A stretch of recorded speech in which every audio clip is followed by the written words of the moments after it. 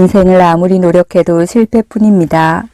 수험, 취직에서도 좋은 경험을 해본 적이 없고 어딜 가나 인정받았던 기억도 없습니다. 태어나서 한 번도 잘 된 적이 없는 것 같기도 합니다. 일을 하고는 있지만 뭔가 새로운 것을 하려고 해도 또 어차피 안 되겠지 하고 체념이 앞섭니다. 꿈이나 희망이 없습니다. 큰맘 먹고 정신과에 가봤지만 이 정도면 괜찮다고 합니다.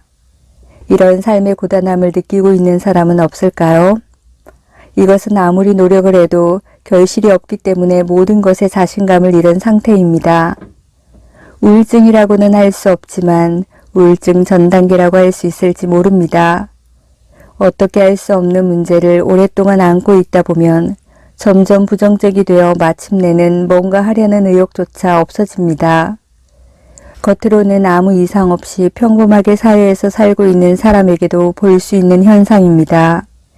이번 영상에서는 너무 힘들고 무력감을 느끼는 사람들의 특징 6가지를 소개해 보겠습니다.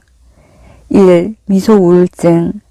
미국의 심리학자 하이디 맥켄지는 표면적으로는 웃는 얼굴로 일을 해내고 있어도 일상의 대부분은 기분이 우울하고 사생활은 무기력하게 살아가는 사람들을 미소 우울증이라고 불렀습니다.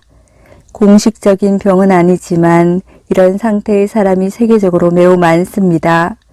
미소 우울증은 너무 힘들어 무력감을 느끼는 사람에게 딱 들어맞는 호칭입니다. 지금은 병이 아니어도 생활에 지장이 생긴다면 우울증이라는 진단을 받을 수 있을 것입니다. 어떤 계기로 우울증에 걸릴 위험이 있는 상태입니다. 2.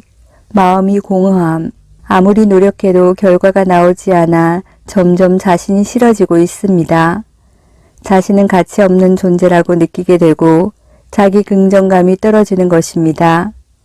자기 긍정감은 마음의 중심에 있기 때문에 마음 한가운데에 구멍이 뻥 뚫려 있는 것 같이 항상 공허함을 느끼고 있습니다.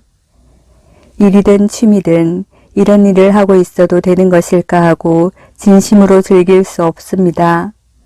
공허함은 자신을 싫어하게 되어버린 사인입니다. 자신을 좋아하지 않는 것이 무력감의 본질이라고도 할 수 있겠지요. 3. 부정적. 기본적으로 기분이 우울하고 사고방식은 부정적입니다. 장래에 대해서도 희망을 가질 수 없습니다. 불안이 많아 걱정만 하고 있습니다. 지난날의 실패를 떠올리며 이제 와서 어찌할 도리도 없는데 그렇게 했더라면 좋았을 텐데 하고 후회뿐입니다. 4. 자신의 기분을 밖으로 드러내지 않습니다. 자신의 의견을 표출함으로써 싫은 일을 겪어왔기 때문에 자신의 의견을 말하지 않는 습관을 가지고 있습니다. 항상 자신의 기분에 뚜껑을 덮고 있는 것입니다. 그것이 더욱 스트레스가 되어 더 마음을 닫게 됩니다. 5. 항상 최악의 일을 생각합니다. 좌절을 많이 겪어왔기 때문에 새로운 것에 지나치게 조심스러워져 있습니다. 어떤 일에 도전하려다가 또 실패할지도 모른다고 제동이 걸리는 것입니다. 그러나 이것은 장점도 있습니다. 안전한 선택을 하기 때문에 큰 성공은 없을지도 모르지만 큰 실수는 하지 않아도 될 것입니다. 6. 사람에게 친절합니다. 좌절한 사람의 기분을 이해할 수 있기 때문에 약한 사람의 편입니다. 기본적으로 상냥한 사람이지만 성공하는 사람이나 부모에게는 신랄한 경우도 있습니다. 일부 사람들은 부모의 잘못이라는 생각에서 벗어나지 못하는 사람도 있습니다.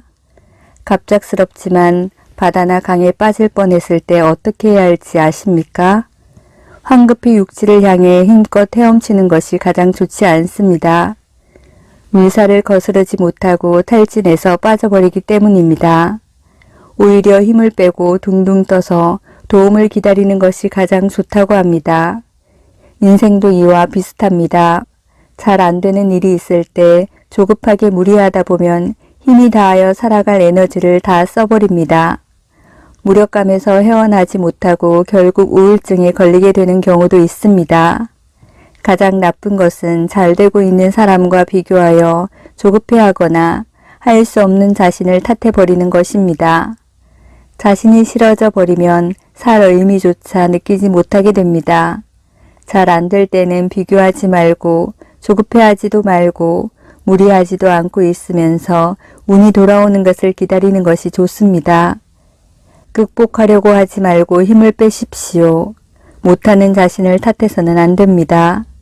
오히려 휴식을 취하거나 소소한 즐거움을 늘리거나 하면서 자신을 소중히 합니다. 또한 이야기를 들어주는 사람, 도와주는 사람과의 만남을 소중히 합니다. 그 사이 운이 돌아올 때가 반드시 올 것입니다. 이것이 고생을 해도 삶의 고단함을 느끼지 않는 요령입니다.